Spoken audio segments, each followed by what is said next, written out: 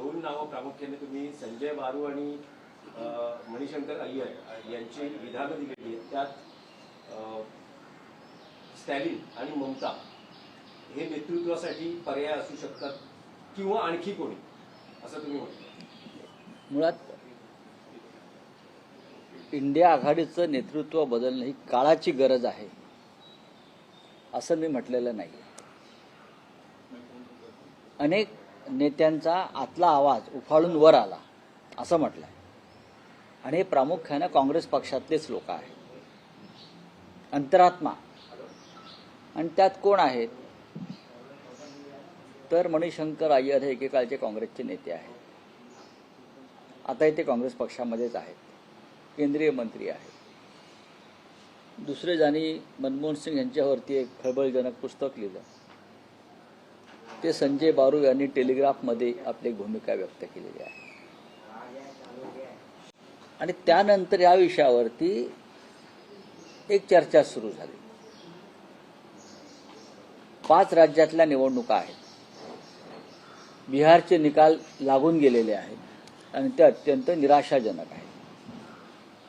अशा वेळेला 5 राज्यातल्या निवडणुका आणि त्यानंतर भविष्यात येणाऱ्या लोकसभा निवडणुका यासाठी इंडिया आघाडी मजबूतीनं पुढे जाणं हे आवश्यक आहे. राहुल गांधींच्या नेतृत्वाखाली लोकसभेमध्ये एक झुंज दिली जाते आणि राहुल गांधीला लोकसभेतूनच बाहेर फेकावं अशी सरकारची भूमिका इतकं राहुल गांधींची धास्ती या लोकांनी घेतली आहे.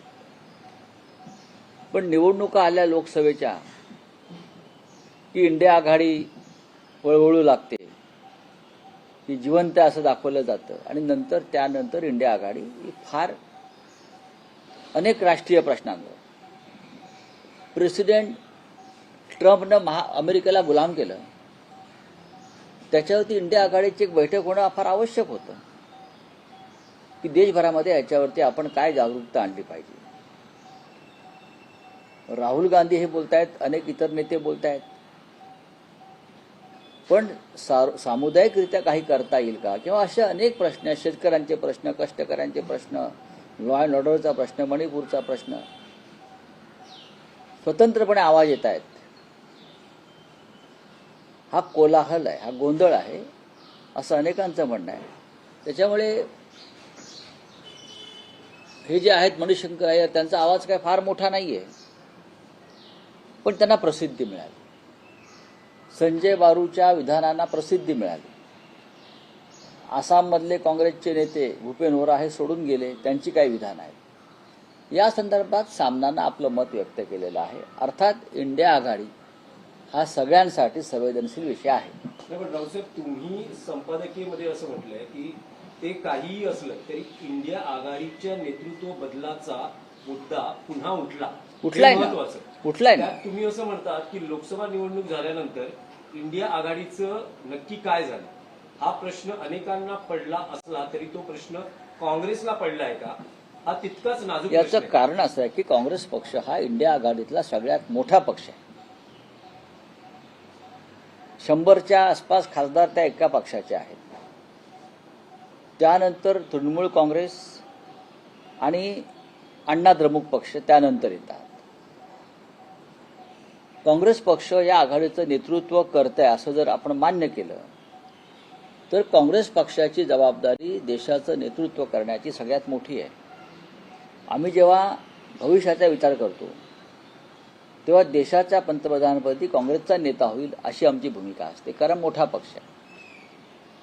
आणि जर ते आपल्याला साध्य करायचं असेल तर आतापासून लोकसभा निवडणुका आल्यावरती जाग येऊन चालणार नाही, हे शिवसेना पक्षप्रमुख उद्धव ठाकरे यांचं मत आहे. लोकसभा निवडणुका आल्या की जागा वाटपाला बसायचं. याच्या आधीमध्ये काहीतरी घडामोडी आघाडीच्या दृष्टीनं होणं गरजेचं आहे. महाविकास आघाडी विधानसभा आली की परत जागे होतील सगळे, पण या राज्यामध्ये जे काय चाललंय त्याच्यावरती महाविकास आघाडी म्हणून एकत्र येऊन आपण विचार करणार आहोत की नाही, हे सन्माननीय उद्धव ठाकरे साहेबांचं एक भूमिका आहे की एकत्र राहून आपल्याला अनेक प्रश्नांना सामोरं जाणं गरजेचं आहे. याच्यामध्ये मतभेद आहेत का कोणाशी तर अजिबात नाही, पण ही शिवसेनेची भूमिका आहे. आम्ही चळवळीतले लोक आहोत, आम्ही आंदोलनातले लोक आहोत. आम्ही नुसतं घरी बसू शकत नाही. आम्हाला प्रश्न विचारण्याचा अधिकार आहे सरकारला, लढण्याचा अधिकार आहे रस्त्यावर, आणि यासाठी सगळ्यांनी एकत्र येणं देशात आणि राज्यात एकत्र आहे. प्रेसिडेंट ट्रम्पने नुसतं गुलाम बनवलं बोलून चालणार नाही ना. आपल्याला लोकांपर्यंत एकत्रित जावं लागेल. नाही, पण राऊतसाहेब, लोकसभा निवडणुकीला इंडिया अलायन्स ही एकजूट दिसते, पण तुम्ही म्हटले की जेव्हा त्या त्या राज्यात निवडणुका असतात तिथे मात्र हे अलायन्स मधले एकमेकांचे सहकारी एकमेकांच्या विरोधात दुर्दैवाने लढतात. ते आहे. पश्चिम आता बंगालमध्ये तृणमूल विरुद्ध काँग्रेस, केरळमध्ये डावे विरुद्ध काँग्रेस, महाराष्ट्रात महानगरपालिकांमध्ये थातूर मातूर कारणांवरून काँग्रेसनं स्वतंत्र वाट धरली, ज्याचा फायदा भाजपला झाला. मग हे नक्कीच आहे की आम्ही सगळे एकत्र असतो मुंबईमध्ये, महाराष्ट्रामध्ये, तर निकाल नक्कीच वेगळे लागले असते. जे आकडे तुम्हाला दिसत आहेत त्या आकड्यामध्ये बदल झाला असता. काँग्रेसची कामगिरी वाईट आहे का? अजिबात नाही महापालिकेमध्ये, पण एकत्र असतो तर महापालिकेमध्ये भारतीय जनता पक्ष तुम्हाला सत्तेवर आलेला दिसला नसता. हे आमचं कायम मत आहे. हेच मत राज ठाकरे यांचं सुद्धा होतं आणि हेच मत उद्धव ठाकरे यांचं सुद्धा आहे. बोलिये. सर, मुस्लिम आरक्षण रद्द करण्याचा 14 साली आघाडी सरकारने जो निर्णय घेतला होता, मुस्लिम समाजातला तीव्र प्रतिक्रिया. बघा, हा निर्णय घेतला असला तरी त्याच्यावरती येणाऱ्या विधानसभेत चर्चा केली जाईल असं मला वाटतं. इथे माझं मत व्यक्त करून काही उपयोग नाही. राऊसाहेब, दौंडमध्ये एका हिंदू मुलीला 2 मुस्लिम तरुणांनी तिच्या आई आणि भावाच्या डोळ्यात मिरची पूड टाकून. नाही, मला माहित नाही. हा लॉ अँड ऑर्डरचा विषय. नाही, राऊसाहेब, आज रोहित पवारांची प्रेस कॉन्फरन्स आहे. रोहित पवारांची प्रेस कॉन्फरन्स आहे. काल तुमची कोर्टात रोहित पवारांची भेट झाली, काही तुमची चर्चाही झाली. नक्कीच झाली. रोहित पवार आणि माझी काल आम्ही सत्र न्यायालयामध्ये एकत्र होतो.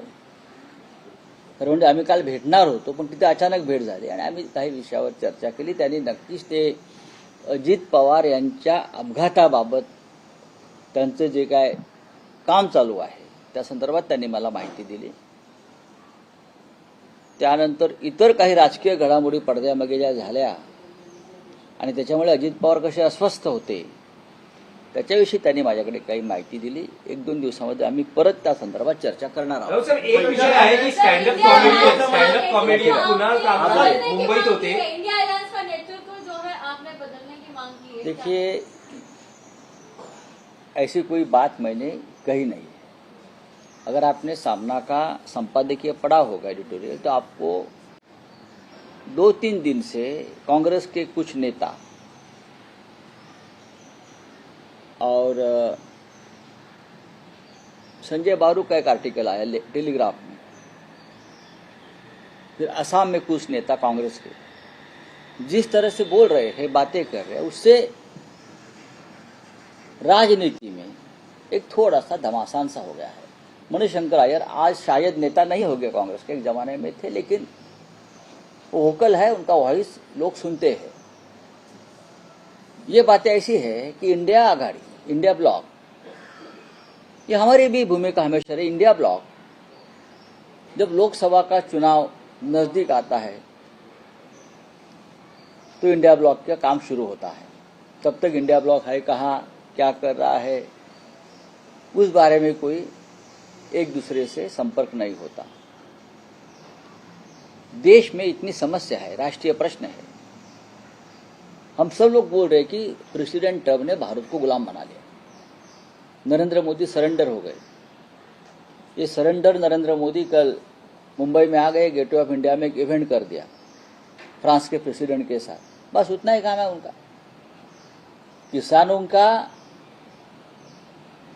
किसानों के बारे में जो डील हो गया है अमेरिका से, उसमें देश का किसान मरेगा, आत्महत्या करेगा, भूखा मरेगा.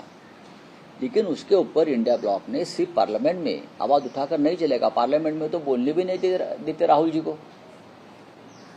बाहर कुछ हम कर सकते हैं क्या? बहुत सी प्रश्न है इस देश में. मणिपुर का प्रश्न है, लॉ एंड ऑर्डर का प्रश्न है. तो इंडिया ब्लॉक ने हमेशा जागरूक रहना चाहिए, एक दूसरे से बातचीत करनी चाहिए. महीनों महीने सालों साल किसी से बात नहीं होती. इस बारे में हम ये चाहते हैं, उद्धव ठाकरे हो या और भी नेता शायद चाहते होंगे कि इंडिया ब्लॉक को सिर्फ लोकसभा चुनाव के आने के बाद ही एक्टिव नहीं होना चाहिए, उससे पहले भी एक्टिव होना चाहिए। अब किसी ने ये बात रखी है कि इंडिया ब्लॉक का नेतृत्व ममता बनर्जी को देना चाहिए, और कोई कहता है कि स्टालिन को देना चाहिए। ये उनकी निजी राय है।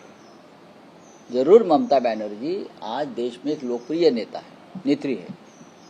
ममता बनर्जी ने जिस तरह से केंद्र सरकार के साथ संघर्ष शुरू किया है, केंद्रीय जांच एजेंसी के खिलाफ जो संघर्ष शुरू किया, उससे वो लोकप्रिय है कि लीडरशिप के बारे में उनकी एक मजबूत नेता की तरह वो सामने आती है। तो सब लोग अपने अपनी बात रखते हैं, लेकिन अगर कोई ये बात रखना चाहते हैं तो इंडिया ब्लॉक की मीटिंग बुलाकर उसमें चर्चा होनी चाहिए, क्या करना है आगे, क्या नहीं करना है। हमको सत्ता नहीं चाहिए, ये बात नहीं चलेगी, हमको सत्ता चाहिए। अगर कोई बोलता होगा कि हम चाहे बार बार पराभूत हो लेकिन हम लड़ते रहेंगे, नहीं, हम बार बार पराभूत होने के लिए राजनीति नहीं कर रहे हैं, हम सत्ता पाने के लिए राजनीति कर रहे हैं और कार्यकर्ताओं को सत्ता चाहिए, नहीं तो पार्टी से लोग पार्टी छोड़कर चले जाते हैं। लोग सत्ता के भूखे हैं, कार्यकर्ताओं को सत्ता देनी चाहिए। सर, सामना में आपने ये भी मेंशन किया है, भारत के पूर्व प्रधानमंत्री मनमोहन सिंह में और सोनिया गांधी में जिस तरह का समन्वय था, उस तरह का समन्वय ये मैंने नहीं लिखा है, ये मैंने नहीं कहा है, जी ये शायद सामना लेख में है, मैंने नहीं लिखा है, ये किसी का वक्तव्य है, वो मैंने कोट किया। संजय बारू का वक्तव्य है, वो मैंने कोट किया है। ये मेरा वक्तव्य नहीं है, सामना का वक्तव्य नहीं है। चले एक मराठीत विषय होता. आणि मध्यंतरी विधानसभा अध्यक्षांचा एक video sir, tweet Mohan Bhagwat ji का कहना है विधानसभा कि भारत के अध्यक्षांचे मुस्लिम जो है वो हिंदू है, उन्हें घर वापसी करना चाहिए। और दूसरे से आरक्षण 5 से 10 की जगह तो एक 5% रखे हैं। भागवत साहब को बोलो एक मोमेंट शुरू करो घर वापसी की, बात करते और निकल जाते हैं। डॉक्टर साहब एक विषय होता.